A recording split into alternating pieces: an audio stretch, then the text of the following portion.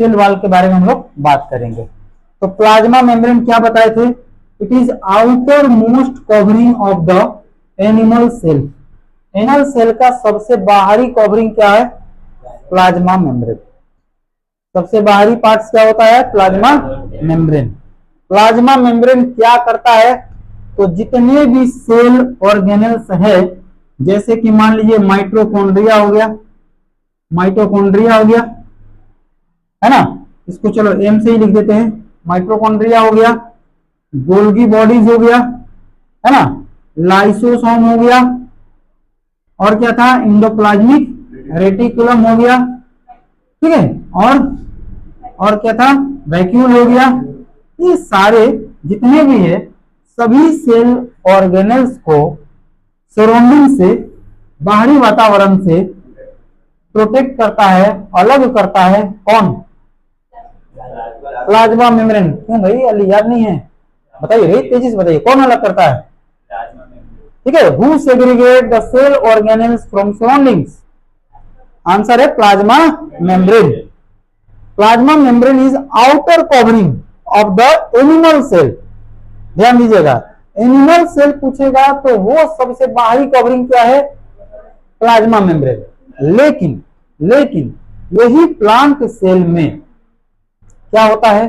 Plant cell में से plasma membrane के बाहर भी एक लेयर होता है, एक झिल्ली होता है, ठीक है, उसी को हम बोलते हैं सेल वॉल।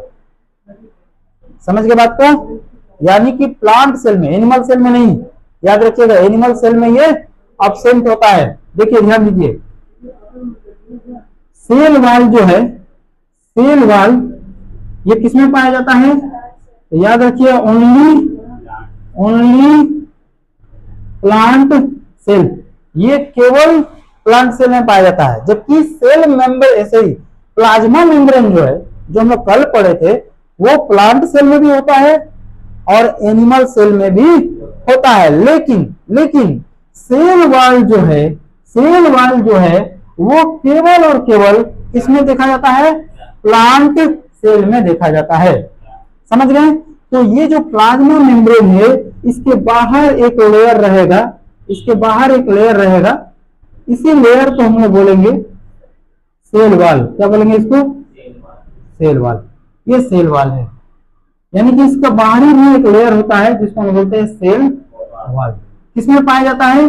केवल प्लांट सेल में पाया जाता है, केवल प्लांट सेल में पाया जाता है। कुछ चीजें ऐसा है जो प्लांट में मिलेगा लेकिन एनिमल सेल में नहीं मिलेगा, ठीक है, जिसमें से पहला क्या हो गया? Cell wall. सेल वॉल किस में रहेगा? प्लांट सेल में। एनिमल में क्या रहेगा? एब्सेंट रहेगा। तो जब आपसे डिफरेंस पूछेगा तो याद रखिएगा कि cell wall is present in plant cell, cell wall is absent in animal cell. समझ गए? दूसरा चीज, सेल वॉल किससे बना होता है सर? तो सेल वॉल जो है एक खास तरह का स्टार्च से, खास तरह का कार्बोहाइड्रेट का बना होता है, और वो स्पेशल टाइप का कार्बोहाइड्रेट को बोलते हैं सेलुलोज। क्या बोलते हैं? सेलुलोज। सेलुलोज का बना रहता है। सेलुलोज क्या है? एक स्पेशल टाइप का कार्बोहाइड्रेट है जिसको आप और हम डाइजेस्ट नहीं कर सकते हैं, वो केवल गाय, भैंस, बकरी ही इसको डाइजेस्ट कर सकती है। तो जो घास खाती है उसमें क्या रहता है? सेलुलोज रहता है। उसको हम लोग पचा पाएंगे? नहीं पचा पाएंगे, ठीक है। उसको कौन पचा लेगा? गाय, भैंस वगैरह पचा लेगा। समझ में आ रहा बात? समझ में आ रहा बात? तो जितने भी पेड़ पौधा है उसमें क्या रहता है? सेलुलोज का अमाउंट ज्यादा रहता है। समझ में आया बात? सेलुलोज का अमाउंट ज्यादा रहता है, और सेलुलोज जो है इसको हम लोग पचा नहीं सकते हैं। समझ गए बात को? तो ये जो सेल वॉल है, ये जो सेल वॉल है वो किसका बना रहता है? मेनली तो सेलुलोज का बना हुआ रहता है। समझ गए बात को? अब लकड़ी का कोई भी चीज बना हुआ है, पूछेगा इसमें क्या पाया जाता है? तो सेलुलोज, क्योंकि वो सेलुलोज का बना हुआ है, ठीक है। तो सेलुलोज से बना हुआ रहता है, ठीक है, ध्यान रखना इसमें।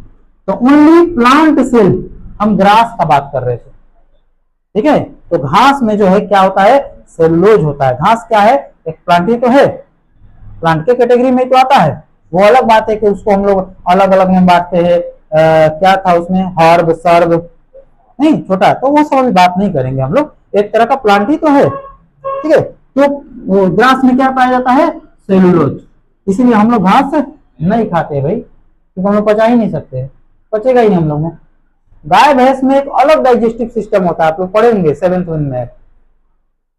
गाय क्या करती है, पहले मुंह में लेके पेट में रख लेती है, खूब दबा लेगी, और फिर पेट से निकाल के धीरे धीरे धीरे धीरे वो खाते रहेगी, पचाते रहेगी, है ना, उसको रूमेन वगैरह कहते हैं। तो हम लोग का डाइजेस्टिव सिस्टम काऊ के डाइजेस्टिव सिस्टम से काफी अलग होता है ना, इसलिए हम लोग डाइजेस्ट नहीं कर सकते हैं।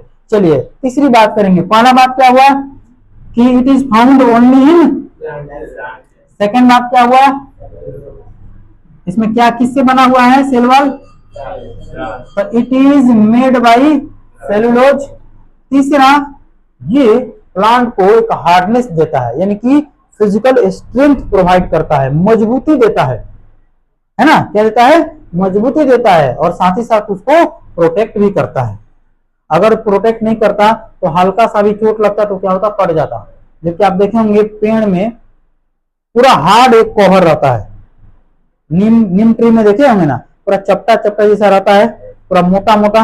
वो क्या करता है, पेड़ को सूखने से भी तो बचाता है, पेड़ को सूखने से भी बचाता है, ठीक है, चोट लगने से भी बचाता है। अब हम लोग कैसे बच जाते हैं, इतना धूप से, पानी से, ठंडा से कैसे बचाते हैं शरीर को, कपड़ा पहन लेते हैं, जैकेट पहन लेते हैं, है कि नहीं, तो हम लोग का बॉडी तो प्रोटेक्ट हो जाता है।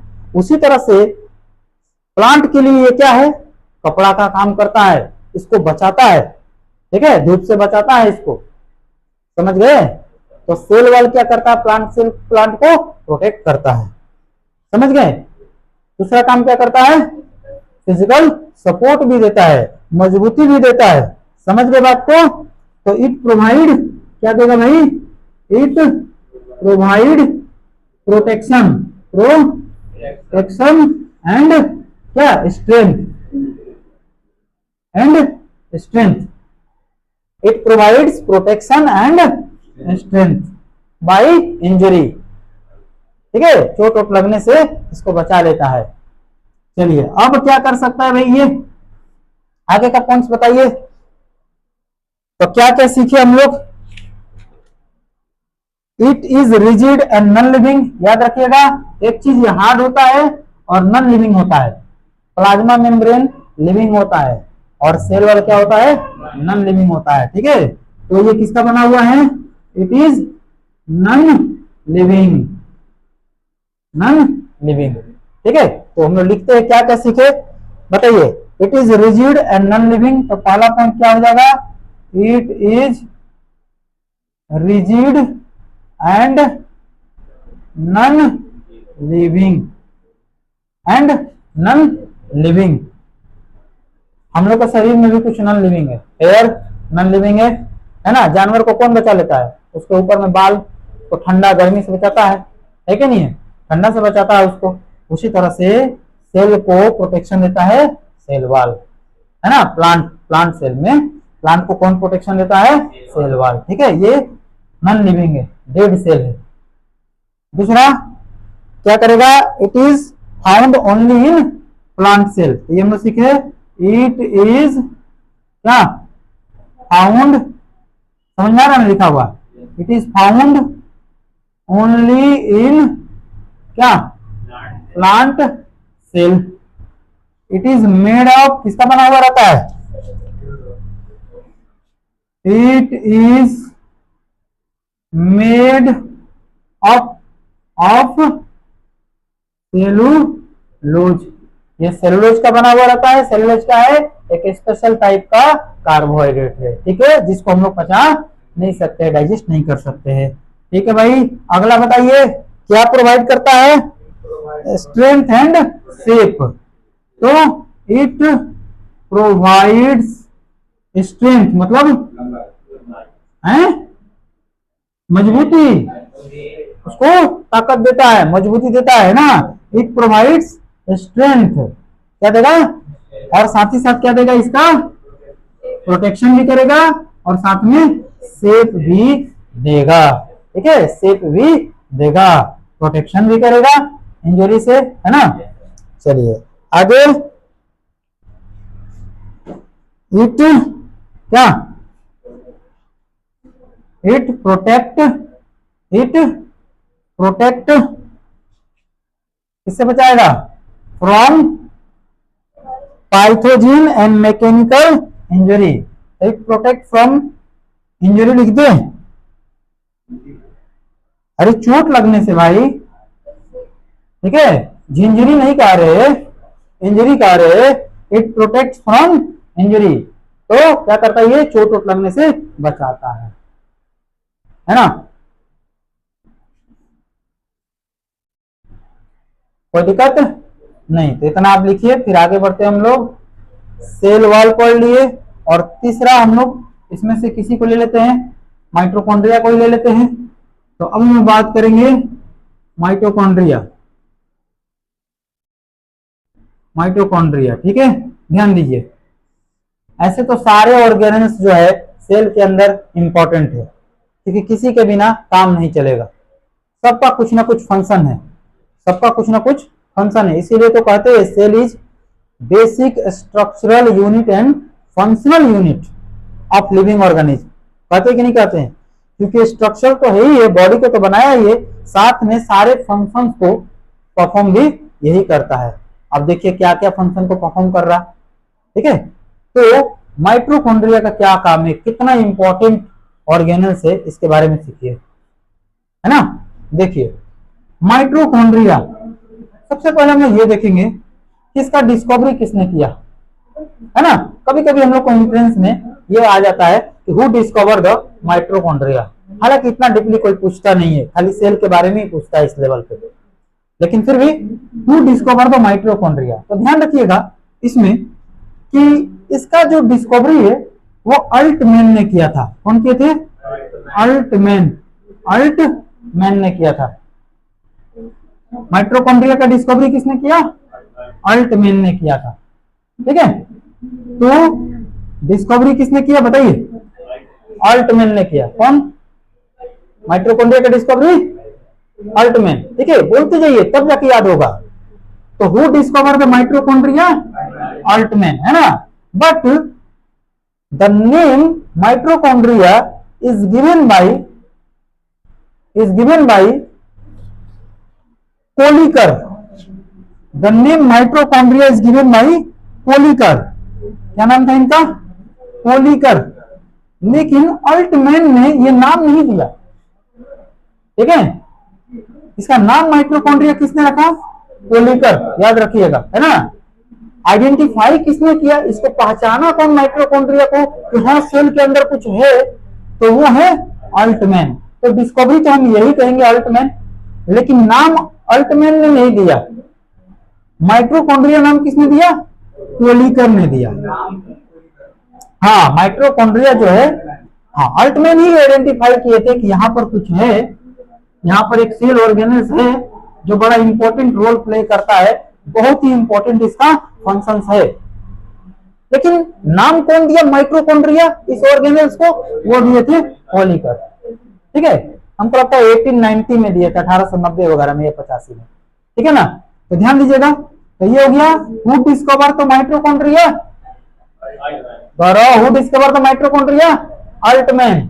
Who give the name, Kolliker, ठीक है। इसमें बहुत बच्चा कंफ्यूज भी रहता है, ठीक है। तो ध्यान रखिएगा, डिस्कवरी पूछेगा माइटोकॉन्ड्रिया का तो अल्टमैन नहीं लिखिएगा, है ना।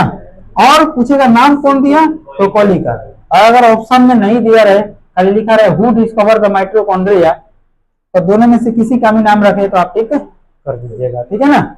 नेक्स्ट हम लोग बात कर लेते हैं,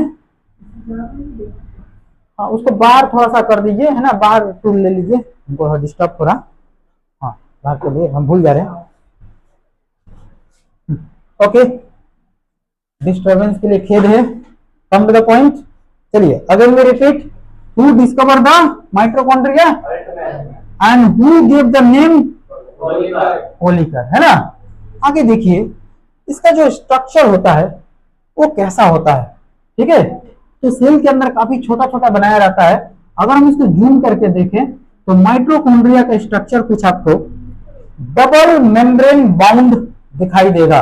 double membrane bound, double membrane समझते हैं, दो हो रही, डबल मतलब दो दो रहेगा, लेयर झिल्ली, ठीक है ना। डबल मेम्ब्रेन बाउंड ऑर्गेनेल होता है। कैसा होता है देखिए यहां पर, आप जब इसको देखिएगा तो कुछ ये इस तरह से आपको दिखाई देगा। ये देखिए,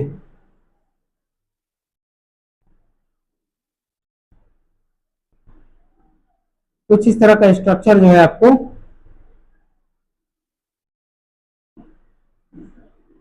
ये दिखाई देगा। देखिए डबल है, दो दो लेयर है ना इसमें, ठीक है। तो ये डबल मेम्ब्रेन बॉन्ड होता है।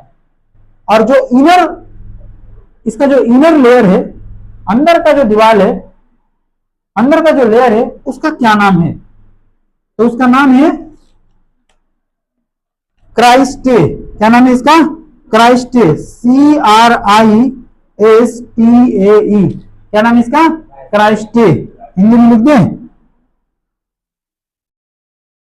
क्राइस्टे। क्या पढ़ेंगे? क्राइस्टे, है ना। तो बहुत याद रखिएगा, है ना। तो इनर लेयर का क्या नाम है? तो what is the name of inner layer of mitochondria? तो क्राइस्टे। अंदर का लेयर क्राइस्टे, है ना, अंदर का लेयर क्राइस्टे। कैसा बॉन्डेड होता है? डबल मेम्ब्रेन बॉन्डेड रहता है, ठीक है ना। अब देखिए इसमें छोटा छोटा पोर्स रहता है, हल्का हल्का पोर रहता है। यहाँ पर पोर्स मतलब हल्का हल्का होल रहता है, बाहर निकलने के लिए कोई चीज और किसी चीज को अंदर जाने के लिए, ठीक है ना। हाँ, आगे देख लेते हैं। आगे देखते हैं, अंदर का लेयर पता चल गया, क्राइस्टे है, पोर्स पता चल गया, अल्टमैन ने किया, नाम किसने दिया? कोलिकर ने दिया। अब देखिए इसमें इस तरह का नोब लाइक स्ट्रक्चर होता है। नोब लाइक स्ट्रक्चर होता है यहाँ पर, इस तरह से देखिए ये निकला हुआ रहता है पूरे के पूरे। ये नोब लाइक स्ट्रक्चर दिख रहा है आपको, इसको नोब बोला जाता है। सब में क्या रहेगा? Knob like structure. हालांकि इतना डीप आपको नहीं पढ़ना है, थोड़ा बहुत ही पढ़ना था। ये नोब लाइक स्ट्रक्चर है, KNOB, नोब लाइक स्ट्रक्चर। इस नोब लाइक स्ट्रक्चर को क्या कहते हैं जानते हैं? ऑक्सीसोम। क्या कहते हैं? ऑक्सीसोम। ये जो नोब लाइक स्ट्रक्चर है उसको बोलते हैं ऑक्सीसोम। ऑक्सीसोम कहा जाता है। ये एनर्जी को सिंथेसाइज करने में बड़ा हेल्प करता है, एनर्जी को बनाने में बड़ा हेल्प करता है, ATP को बनाने में बड़ा हेल्प करता है, ध्यान रखिएगा, ठीक है। इसको क्या बोलते हैं? Oxysome. This knob like structure is known as oxysome. हालांकि इसमें और भी बहुत चीज है। अब ध्यान दो आप यहाँ पर, इसके अंदर राइबोसोम भी पाया जाता है। बहुत कम ऐसा ऑर्गेनेल्स है जिसमें राइबोसोम पाया जाता है, समझ गए, जो खुद से एनर्जी जनरेट कर सकता है। लेकिन माइटोकॉन्ड्रिया अपना एनर्जी खुद ही बना सकता है, अपना प्रोटीन को खुद ही बना सकता है, सिंथेसाइज कर सकता है। देखेंगे बाद में कि क्या कारण है ऐसा जो खुद प्रोटीन को बना सकता है, बाकी नहीं बना सकता। ये जो बनाता है उसी से लेता है। तो इसके अंदर क्या रहता है? राइबोसोम रहता है। क्या रहता है? राइबोसोम रहता है, देखिए यहाँ पर। और साथ ही साथ इसमें देखिए सबसे पहला तो इसमें लिक्विड टाइप का कुछ भरा हुआ रहता है। ये लिक्विड भरा हुआ रहता है यहाँ पर, देख रहे ग्रीन से जो दिखा रहे, ये सब क्या है? क्या है? ये एक लिक्विड है। इस लिक्विड को बोलते हैं मैट्रिक्स। क्या बोलते हैं? मैट्रिक्स। मैट्रिक्स, ये लिक्विड जो है वो क्या कहलाता है? मैट्रिक्स। और इसी मैट्रिक्स के अंदर जो है क्या रहता है? राइबोसोम रहता है। क्या रहता है? राइबोसोम रहता है। देखिए यहाँ पर ये सब क्या है? हाँ, ये राइबोसोम रहता है। और इसमें राइबोसोम के ऊपर क्या रहता है? इसमें साथ ही साथ राइबोसोम तो रहता ही है, साथ में डीएनए भी रहता है। क्या रहता है? डीएनए भी रहता है, ठीक है। तो इसके अंदर क्या पाया जाएगा? इधर मिटा के लिख देते हैं, राइबोसोम भी है, सब राइबोसोम है, लिख देते हैं ये क्या है? राइबोसोम, राइबोसोम बोलते हैं। और इसी के अंदर क्या रहता है? डीएनए। तो आपसे पूछेगा कि विच ऑर्गेनेल्स, है ना, हैव डीएनए, किस ऑर्गेनेल्स के पास अपना डीएनए होता है? विच ऑर्गेनेल्स हैव ओन डीएनए, कौन सा ऐसा सेल ऑर्गेनेल्स है जिसका खुद का डीएनए होता है? तो पहला क्या हो जाएगा? माइटोकॉन्ड्रिया। माइटोकॉन्ड्रिया एक ऐसा ऑर्गेनेल्स है जिसके पास अपना डीएनए होता है। समझ गए बात को। और इसके पास और क्या होता है, राइबोसोम भी होता है। कहां पर होता है, मैट्रिक्स के अंदर। मैट्रिक्स क्या है, तो जेली लाइक मटेरियल होता है, लिक्विड होता है, उसको मैट्रिक्स कहते हैं। ठीक है, चलिए आगे देखा जाए। अब देखिए मेन चीज इसका फंक्शन क्या है, क्या काम करता है, क्या काम करता है। ठीक है, तो देखिए यहां पर जब हम लोग सांस लेते हैं लिए तो कहां जाएगा, लंग्स में जाएगा। ठीक है, लंग्स में जाएगा। लंग्स दो पार्ट्स में बढ़ जाएगा, इसको बताए थे एक बार, ब्रोंकस होगा, फिर वो पतले पतले पार्ट्स में बढ़ जाएगा, ब्रोंक्यूलस कहलाता है। और ब्रोंक्यूलस के लास्ट में बलून लाइक स्ट्रक्चर होगा, उसको एल्वियोली कहते हैं। क्या कहते हैं, उसको एल्वियोली कहते हैं। ठीक है, अब एल्वियोली के पास आप, अच्छा नहीं समझना तो कोई बात नहीं है, समझो कि हम लोग सांस लिए, तो सांस लिए तो क्या लिए, एयर लिए, लेकिन एयर से हीमोग्लोबिन क्या करता है, ऑक्सीजन को बाइंड कर लेता है। और हीमोग्लोबिन क्या करेगा, हीमोग्लोबिन क्या करेगा, ऑक्सीजन के साथ बाइंड हो जाएगा। जब हम सांस लेंगे तो उससे ऑक्सीजन ले लेगा हीमोग्लोबिन। कहां पाया जाता है हीमोग्लोबिन, ब्लड के अंदर, है ना, ब्लड के अंदर पाया जाता है। इसी की वजह से ब्लड का कलर रेड होता है। ठीक है, तो ब्लड में जो हीमोग्लोबिन है वो ऑक्सीजन के साथ बाइंड हुआ और बना लिया oxy haemoglobin, oxy haemoglobin, oxy haemoglobin, और ऑक्सीजन को लेकर के भैया चल दिया, ऑक्सीजन को लेकर के चल दिया और सब सेल को बांट दिया, लो तुम भी ले लो, तुम भी ले लो, तुम भी ले लो, है कि नहीं।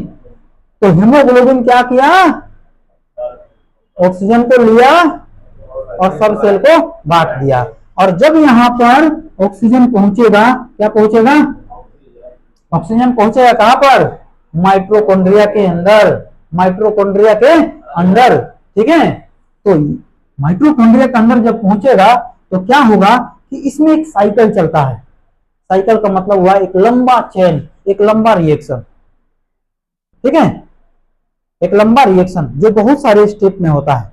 अभी आप 9th लेवल पे इस बात को नहीं समझ पाएंगे। ठीक है, इलेक्ट्रॉन का कुछ फंक्शंस होता है, हाइड्रोजन से निकलता है, ग्लाइकोलाइसिस प्रोसेस होता है, एक लंबा रिएक्शन चलता है।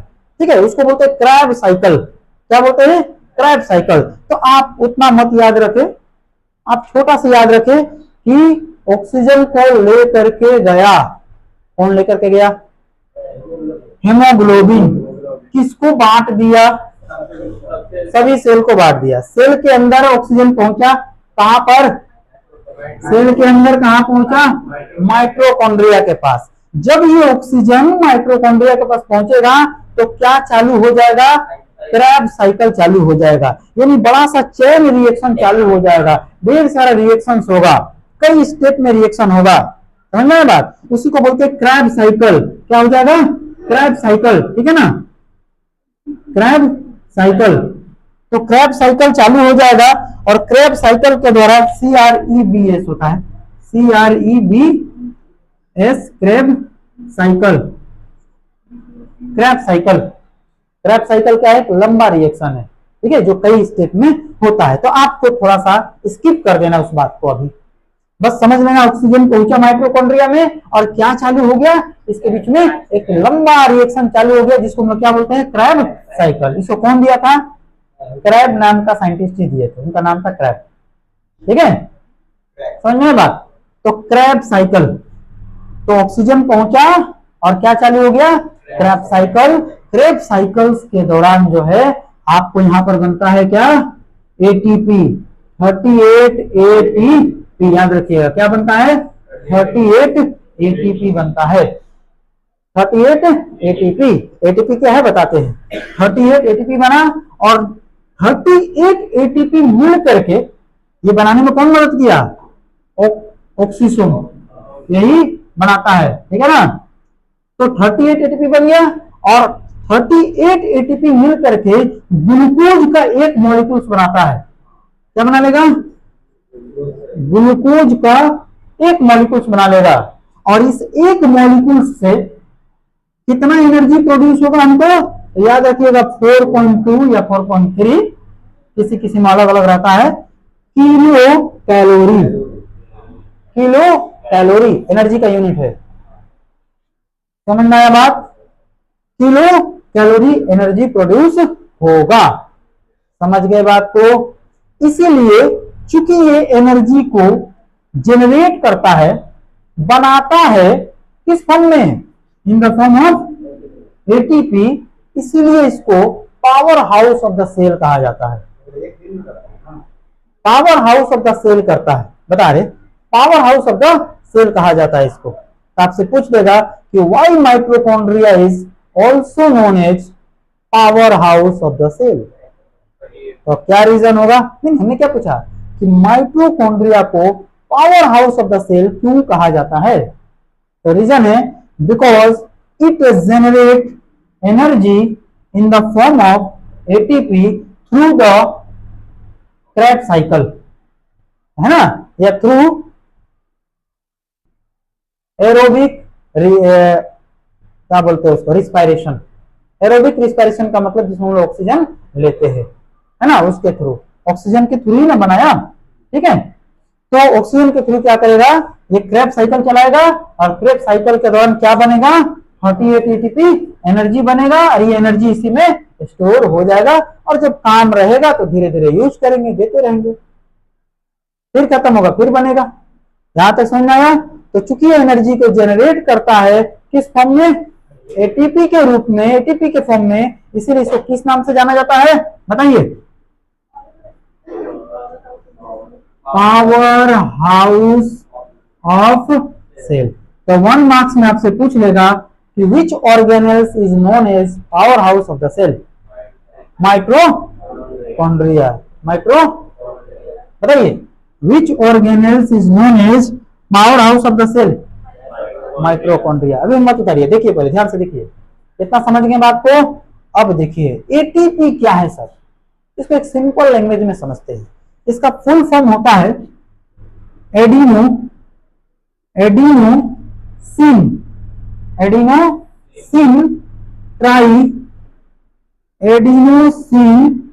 ट्राइफॉस्फेट, एडिनोसिन ट्राइफॉस्फेट किसका फुल फॉर्म है? एटीपी का है। एक्चुअली ये है क्या, आप इसको समझो इस तरह से कि जिस तरह से कोई आदमी या कोई किसान फसल को उगा रहा, अब जितना वो खाने भर रख लिया साल भर का, बाकी का उसका इनकम कहां से होगा? सब्जी भी खरीदना है, कपड़ा भी खरीदना है, पढ़ाना लिखाना भी है, तो उसको क्या चाहिए? लेकिन उसके पास पैसा कोई नहीं, क्या है? अनाज है, आराम से समझिएगा। तो वो अनाज को वो बेच दिया और उसके बदले में वो क्या ले लिया? करेंसी, नोट, पैसा। तो पैसा को रख लिया, तो सारा जो अनाज है अभी भी उसी के पास है, लेकिन किस रूप में आ गया? पैसा के रूप में आ गया, करेंसी के रूप में आ गया। वो जब चाहे फिर से खरीद सकता है। तो बस है तो अनाज ही, लेकिन वो फॉर्म बदल लिया, पैसा के रूप में कन्वर्ट कर लिया। उसी तरह से एटीपी जो है वो कहा जाता है करेंसी ऑफ एनर्जी, एनर्जी का नोट, करेंसी। तो एटीपी को क्या कहा जाता है? Currency of energy. याद रहेगा, करेंसी ऑफ एनर्जी किसको कहा जाता है? एटीपी को, ठीक है ना, समझ गए? तो एटीपी के रूप में एनर्जी स्टोर रहता है। और थोड़ा सा अगर समझा जाए तो देखो बताते हैं, मान लो सिंपल लैंग्वेज बता रहे हैं 9 लेवल पे, ये कोई मॉलिक्यूल्स हुआ, ठीक है, और इसके पास 2 फॉस्फेट का मॉलिक्यूल्स रहता है, 2 फॉस्फेट का मॉलिक्यूल्स रहता है, ठीक है, और एक फॉस्फेट का मॉलिक्यूल लूज रहता है, मतलब कि ये बाइंड नहीं रहता, इसमें फ्री रहता है। तो इसको बोलते हैं एडीटी। कितना फॉस्फेट मॉलिक्यूल्स है इसमें? 2। तो एडिनोसिन डाइफॉस्फेट, 2 को बोलते हैं डाइफॉस्फेट, है ना। और जब हम एनर्जी को ये सिंथेसाइज करता है फूड से, फूड को ऑक्सीजन के साथ मिला करके जब क्रेब्स साइकिल होता है, जो हम खाना खाते हैं उसके साथ ऑक्सीजन मिक्स होता है और जब क्रेब्स साइकिल चलता है तो उससे बनता है एनर्जी। तो वह एनर्जी का यूज क्या करता है? इस फ्री मॉलिक्यूल्स को ऐड करने में लगा देता है। ये जो फ्री मॉलिक्यूल्स है ना घूम रहा, उसको इसके साथ कंबाइन करने में लगा देता है और ये कुछ इस तरह से बन जाता है। थोड़ा बड़े क्लास में जाएगा तो सीखिएगा। अब कितने फॉस्फेट मॉलिक्यूल्स हो गया? इसको कहेंगे एडिनोसिन ट्राइफॉस्फेट, फॉस्फेट एटीपी। तो एडीपी से बन गया, बनने में क्या लगा, एनर्जी, एनर्जी लगा और सारा एनर्जी लग गया एटीपी बनाने में, और सब एनर्जी इसी में स्टोर हो गया, किस रूप में, एटीपी के रूप में। और जैसे ही आप कोई चीज काम करोगे धीरे धीरे एनर्जी खत्म होते जाएगा, फिर से टूट जाएगा, एटीपी से बन जाएगा एडीपी, फिर एनर्जी बनेगा, उसको जोड़ने में यूज हो जाएगा और सारा एनर्जी इस रूप में स्टोर हो जाएगा। तो एटीपी के रूप में एनर्जी स्टोर होता है कहां पर, माइटोकॉन्ड्रिया के अंदर। आई होप आप समझ गए होंगे कि एटीपी क्या है, एनर्जी का करेंसी कहा जाता है, क्योंकि एनर्जी इसी फॉर्म में माइटोकॉन्ड्रिया के अंदर में क्या रहता है, स्टोर रहता है। समझ गए बात को। चलिए एक बार क्विक रिवीजन हम लोग कर लिया जाए, लिख लिया जाए इसको। It is capable to produce its protein due to presence of ribosome. देखिए बताइए, तो यहां पर ये सारे चीज जो है हम आपको लिख करके डाल देंगे, है ना। पूरा नोट्स अभी लेट हो जाएगा, तो आप जो है इसका थ्योरी लिख लीजिएगा, थ्योरी हम लिख करके डाल देंगे, है ना। तो चलिए एक बार बताइए, माइटोकॉन्ड्रिया का खोज किसने किया, ऑल्टमैन ने किया। अच्छा, माइटोकॉन्ड्रिया नाम किसने दिया, कोलिकर ने दिया। किस ऑर्गेनेल्स को पावर हाउस के नाम से जानते हैं, माइटोकॉन्ड्रिया को। माइटोकॉन्ड्रिया के अंदर के लेयर को क्या कहते हैं, क्या बोलते हैं अंदर के लेयर को, क्राइस्टे, है ना। क्या बोलते हैं अंदर के लेयर को, क्राइस्टे। क्राइस्टे के अंदर में जो है जेली लाइक मटेरियल है, क्या बोलेंगे उसको, मैट्रिक्स के अंदर क्या क्या रहता है, राइबोसोम और डीएनए पाया जाता है। और इसी वजह से राइबोसोम की मदद से क्या करता है, ये खुद प्रोटीन बना सकता है, खुद अपना प्रोटीन बना सकता है, किसी से सहारा लेने की जरूरत नहीं है। याद रखिएगा, राइबोसोम प्रोटीन बनाने में हेल्प करता है। समझ गए। तो ये जो नोब लाइक स्ट्रक्चर है इसको क्या कहेंगे, ऑक्सीसोम। क्या करने में हेल्प करता है, एटीपी को सिंथेसाइज करने में हेल्प करता है। सिंथेसाइज मतलब बनाने में। कितने एनर्जी बनता है, एटीपी 38 एटीपी बनता है। किस साइकिल के दौरान बनता है, तो क्रेब साइकिल किसमें होता है, माइटोकॉन्ड्रिया के अंदर। पूछेगा किस सेल ऑर्गेनेल्स के अंदर क्रेब साइकिल चलता है, माइटोकॉन्ड्रिया। किस सेल ऑर्गेनेल्स के अंदर क्रेब साइकिल चलता है, माइटोकॉन्ड्रिया। समझ में आया बात। कितने एटीपी बनता है, 38 एटीपी। 38 एटीपी मिलकर कितना ग्लूकोज बनाएगा, ग्लूकोज का एक मॉलिक्यूल्स बनाएगा। ग्लूकोज का कितना एनर्जी प्रोड्यूस करेगा, 2 किलो कैलोरी। ठीक है। और दिन भर में अगर नॉर्मल काम हम लोग करते हैं, सिंपल काम, जैसे अभी स्टूडेंट है पढ़ाई लिखाई का काम कर रहा, तो लगभग हमको लगता है कि 2300-2400 से ज्यादा किलो कैलोरी एनर्जी खर्च हो जाता है। अब ये अलग बात है, कोई हार्ड काम करता है तो उससे ज्यादा एनर्जी है, क्योंकि वेरी करते रहता है। अगर नॉर्मल आप काम कर रहे हो, स्टूडेंट लाइफ में हो, तो लगभग 2300-2400 से ज्यादा या 2400 से 2500 के बीच में किलो कैलोरी के बीच में एनर्जी खर्च होता है। समझ में आया बात। हाँ हाँ,